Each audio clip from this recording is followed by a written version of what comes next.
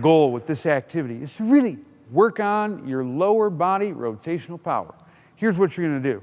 You're going to start in a single leg stance with a slight knee bend. You want to be just really soft, flowy, athletic. You're not shooting the hips back or anything wild and crazy like that, folks. You want a slight knee bend like so. And then what you're going to do is you're going to do a quick dip down, making sure your knee doesn't cave in. You want to keep it centered. And you're going to jump that way. So across, so it's a sideways jump.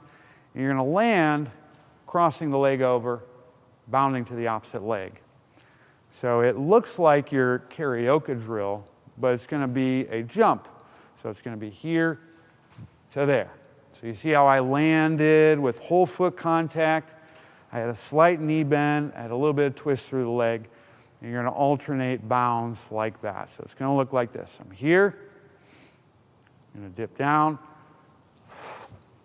twist. Same thing, twist. Same thing, twist. And so the landings will be like that. Just make sure it's whole foot, slight knee bend, soft and quiet. Go through it.